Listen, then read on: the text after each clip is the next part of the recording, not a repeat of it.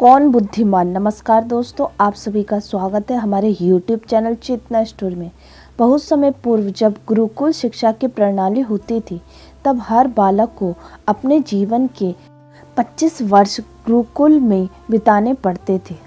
उस समय एक प्रचंड पंडित स्वामी हुआ करते थे, जिनका गुरुकुल बहुत प्रसिद्ध था, जहाँ दूर दूर के राज्य के शिष्य शिक्षा प्राप्त करने आया करते थे। बात उन दिनों की है जब स्वामी जी की उम्र ढलने लगी थी और उनकी पत्नी का देहांत हो चुका था। घर में विवाह योग्य एक कन्या थी। स्वामी को हर समय उसकी चिंता सताती रहती थी। वह उसका विवाह एक योग्य व्यक्ति से करना चाहते थे, जिसके पास संपत्ति भले ही ना हो, पर वह कर्मकांडी हो, जो कहीं भी परिस्थितियों में उसकी बेटी को खुश रख सके और उचित समय पर उचित निर्णय ले सके। एक दिन उनके मस्तिष्क में एक ख्याल आया और उन्होंने इस परेशानी का हल सोचा कि क्यों ना मैं अपने खुद के शिष्यों में से ही एक योग्य वर की तलाश करूं। उससे बेहतर उनकी बेटी के लिए और क्या हो सकता था। इस कार्य के लिए उन्होंने बुद्धिमान की परीक्षा लेने का निर्णय लिया और सभी शिष्यों को एकत्रित किया। स्वामी जी ने सभी से कहा कि वह एक परीक्षा आयोजित करना चाहते हैं, जिसमें सभी की बुद्धिमानी का परिचय होगा। उन्होंने सभी से कहा कि उन्हें अपनी पुत्री के विवाह की चिंता है, जिसके लिए उनके पास पर्याप्त धन नहीं है।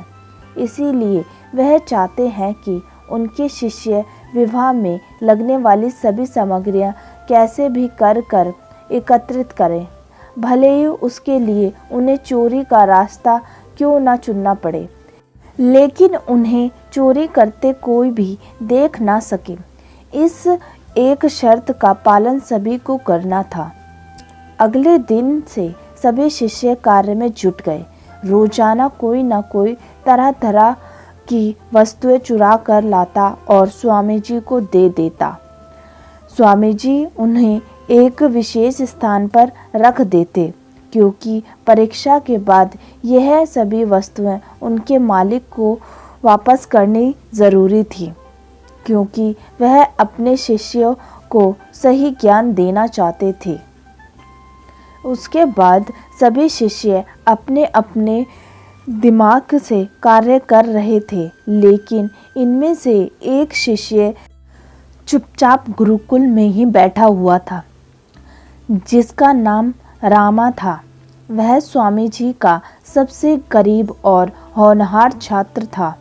उसे ऐसा बैठा देख स्वामी जी ने इसका कारण पूछा। तब रामा ने बताया कि आपने परीक्षा की शर्त के रूप में कहा था कि चोरी करते वक्त इसे कोई ना देख सके। इसी प्रकार अगर हम अकेले में भी चोरी करते हैं, तब भी हमारी अंतरात्मा उसे देख रही होती है। हम खुद से ही उसे नहीं छिपा सकते। इसका अर्थ यही है कि चोरी करना व्यर्थ है। उसकी यह बात स्वामी जी के चेहरे पर खुशी छा गई और वह उसी वक्त सभी को एकत्रित करते हैं और पूछते हैं कि अगर सब ने जो चोरी की है, क्या उसे किसी ने देखा? सभी कहते हैं नहीं। तब स्वामी जी कहते हैं कि क्या आप अपने अंतर मन से यह भी इस चोरी को छिपा सकते हैं? सभी को बात समझ में आ गई और सबका सिर शर्म के मारे झुक गया, सिवाय रामा के। स्वामी जी ने रामा को बुद्धिमानी की परीक्षा में अव्वल बताते हैं और सभी के सामने कहते हैं कि यह परीक्षा मेरी पुत्री के लिए उचित वर तलाशने के लिए रखी गई थी। इस प्रकार मैं रामा का विवाह अपनी पुत्री के साथ तय करता हूँ। सभी खुशी से नाचने लगे और झूम उठे। साथ ही चुराई हुई हर एक वस्तु को उसके मालिक को सौंपा और विनम्रता पूर्वक से सभी से क्षमा मांगते हैं।